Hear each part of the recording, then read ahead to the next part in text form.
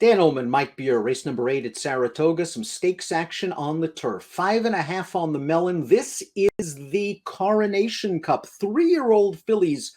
Again, 5.5 furlongs. 150 is the purse. Let's take a look at this field. 11 entered for turf. The horse on the outside. The 12, Everyone Loves Linda, is entered main track only. We've got a Breeders' Cup winner in the field. The 3, Twilight Gleaming, won last year's Breeders' Cup Juvenile Turf Sprint. Stakes winner last time out at Churchill Downs, and it's got a lot of speed. Yeah, she's fast. There is other speed in this race, so we'll see if she can get comfortable up there on the lead, Dan. If anybody goes after her early, maybe it changes thing. And here, the thing that you like about Twilight Gleaming is not only the big win at the Breeders' Cup, but there just hasn't been a race yet so far through 7 starts where she hasn't shown up. She's taken on tough competition, and she's shown up every single time. And she's done it all over the world, whether it be England, France, the Breeders' Cup. She doesn't certainly need a particular racetrack. We'll take a look at the Timeform U.S. Pace Projector, because this really is the key to this race. If Twilight Gleaming is 4th and a couple of lengths off the lead, that's a unfamiliar territory for the daughter of national defense. So I would expect her to be up there. Ben Bang has obviously shown some speed. Static Fire, Mystic Eyes. I just have a feeling if Twilight Gleaming breaks, she's going to make the front. I do too. I mean, I'd be surprised if she was 4th and outrun to the lead early. The Pace Projector has Mystic Eyes ahead of her here. Maybe she'll be a lot sharper this time, Dan, but Mystic Eyes just ran against Twilight Gleaming at Churchill, tried to make the lead, did not come close. Twilight Gleaming was just a lot faster than she was. I don't see why it would be different in here.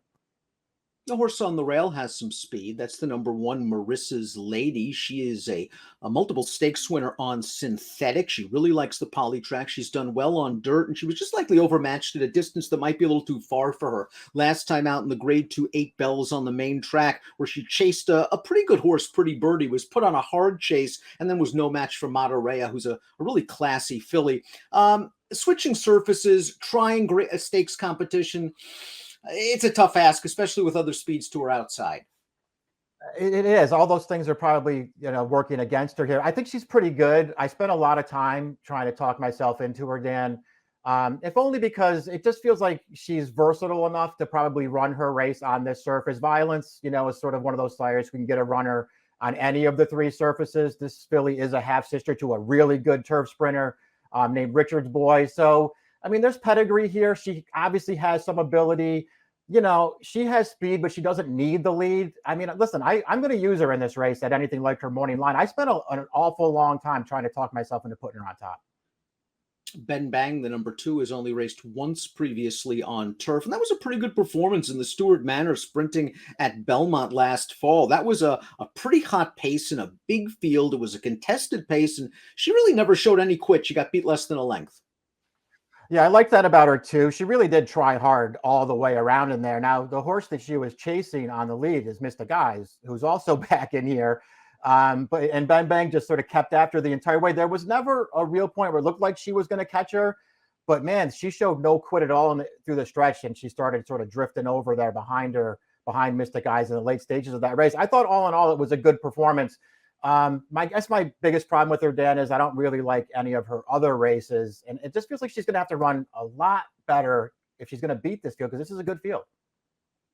2-month layoff for the 3, Twilight Gleaming, your morning line favorite and last year's Breeders' Cup Juvenile Sprint winner. She beat the boys that day, dropped in with fillies last time out at Churchill Downs, was able to set a reasonable pace for her. The pace likely to be faster this time around. She's a very dangerous filly. That's obvious. I'm not sure how short a price I would take, because competition runs deep in this field. Yeah, I looked at it the same way. I think she is the horse to beat in here. I don't have any real knocks on her. She ran fine last time. I wasn't blown away by her win. But, she did sort of bobble pretty awkwardly at the start of that race, still managed to make the lead, managed to hang on at the end. I don't know. I just like all of her races. She's the horse to beat, but I want to bet somebody else. Artos, I thought, ran pretty well against Twilight Gleaming in that Mamzelle. She didn't break great that day. She rushed up to prompt that horse, and she never showed any quit. She was very game in between horses to only get beat ahead. Last time out in the Stormy Blues, Trip looked like it was going to work out really well, and I guess for the most part it did. She was able to save ground. She got to the outside. Then she kind of drifted in behind horses again, and by the time she got clear, Poppy Flower went behind her. She has very good tactical speed, and Rusty Arnold knows a thing or two about training turf sprinters. Yeah, that's true. Yeah, and she's actually won against Twilight Gleaming twice and hasn't been embarrassed by that horse either time. So there are things to like about her for sure. I like her last two races just fine, Dan. I don't love either one of them, and I don't necessarily feel like she had, some kind of huge excuse either time. So, coming right back in here against Poppy Flower and then against Twilight Gleaming, I don't know. I thought she was a little hard to take in this race, but I won't be surprised if she's competitive again. Her overall form's very good. Sweet Solari, the number 5, is cross-entered on dirt at Saratoga on opening day Thursday. If she opts for the Coronation Cup, it would be her first start on turf. So she's got a lot of class concerns. She also has surface concerns as well. For a horse that likes to be close to the pace in a race which grades out to be a fast pace, all those things could work against her. She has a really solid pedigree, although nothing really strong for turf. Yeah, that's how I looked at it too. I mean, I just thought she was hard to build any kind of serious case for in this race, and I guess that's why she's 50-1 on the morning line. She just need to run the race of her life on the surface, which I guess the good news for her is if you look up Horacio De Paz in Formulator, boy, does he have great numbers with turf sprinters. It feels like he picks the right ones to switch over to this surface, but this is not an easy spot. If this pace falls apart, the 6 Derry Nane has one of the stronger kicks in the field. 2 starts back in the Grade 3 Soaring Softly. They ran her 7/8 of a mile. I wonder if that was a little far for her. She was down inside. She was in some very minor traffic in the stretch. All in all, I don't think it was a bad effort. She came back in the Stormy Blues last time out. She finished behind a couple of these. But again, it was a situation where she was outside, and the horses that finished 1-2 saved some ground.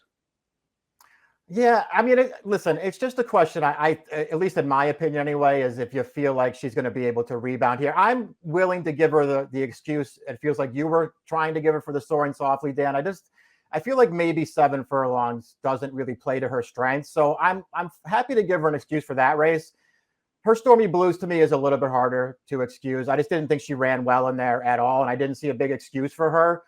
On the other hand, any of her races prior to those last two, I think make her really, really tough in here. And that includes her 3-year-old debut at Keeneland, where I thought she ran really well to just come up short at the end. I also feel like going back to that Breeders' Cup last year, that she ran a better race than Twilight Gleaming did and just got really unlucky not to win. I don't know if she's going to be able to rebound, but I just sort of feel like if she's going to be some kind of price in this race, I almost have to give her the chance to do it. Clement's going to keep the faith, press on with her back in another stakes race. And I think this 5.5 with a little pace to run into is perfect for her. The number 7, Static Fire, is the proverbial could be any kind. 2 lifetime starts, 2 wins. Let's watch your career debut. It was sprinting at Saratoga last year for trainer Brian Lynch. She showed excellent early speed, and she just made this field pay. This is a very impressive performance first time out, albeit against one of those restricted maiden auction races. Then she disappeared. She went away for a long time. She came back on dirt, and she won again very, very easily. Static Fire obviously has talent, and she's got some speed as well. We'll know her early.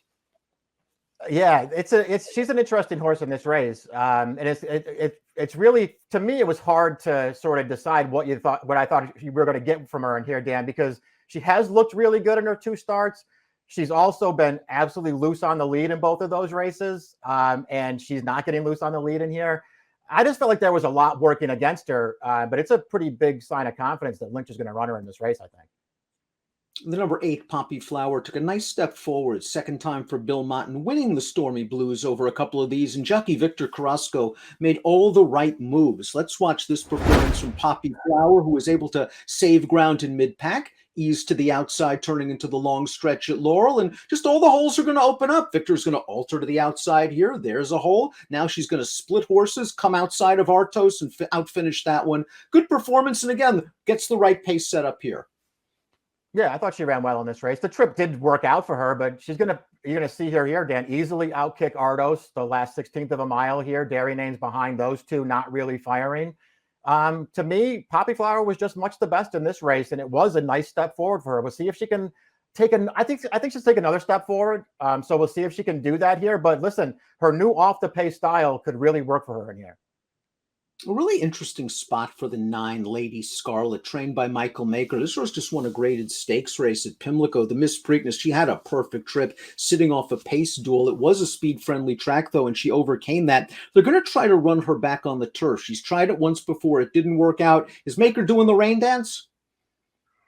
Yeah, that's kind of how I looked at it. It'll be interesting to see if she stays in, though, if this race stays on the grass, Dan, because she's in really good form. I cannot knock her form right now. I really like the races she's been running on dirt. I just don't want to bet her on turf. Mystic Eyes, the number 10, showed some speed last year. She won the aforementioned Stewart Manor. It was a race where there was a fast pace. It was a contested pace. She took that field all the way. Now, last time out in the Mamselle, she couldn't make the lead with Twilight Gleaming. Maybe she was just a little bit dull off of the layoff. I think she will be more aggressive this time around, but lots of layoffs since that race in November, Mike. And again, she only has those 2 wins, one against restricted company at Saratoga, one in the Stewart Manor. I'm concerned if she's pressing outside. Yeah, me too. I just didn't see her necessarily getting the trip that maybe she wants in here, Dan, because she just wants to be part of the pace. And when she couldn't be part of the pace last time, when you go back and watch that race at Churchill, Santana put her to a ride right from the gate in there. She was not fast enough to make the lead, and she came up completely empty in the stretch of that race. She's better than that, and I think she'll run better in here. I still thought she was hard to take. There's a chance the 11 Empress Tigress is pretty good. She sold for a lot of money as a 2-year-old in training. Then she made her belated career debut back in May over the Tapeta surface at Woodbine. Let's watch that performance from trainer Jonathan Thomas. The classic Empire filly took a lot of money in this race. She showed good tactical speed to get right up on it. And once she makes the lead, it is over. She beat a couple of next out winners. She earned a respectable 86 buyer. This trainer does a very good job with maiden winners when he spots them back. Outside post, tougher competition. It'll be interesting to see how she gets played. Yeah, I'll be interested to see that too. I think she's super dangerous today. Her debut was a really strong performance. She is bred for turf on the bottom, so you feel like she's going to handle the surface switch. I'm very interested, Dan. I almost had her on top. I definitely want to use her in this race, but it's not like it's going to be easy for her to beat this field. This is a good field.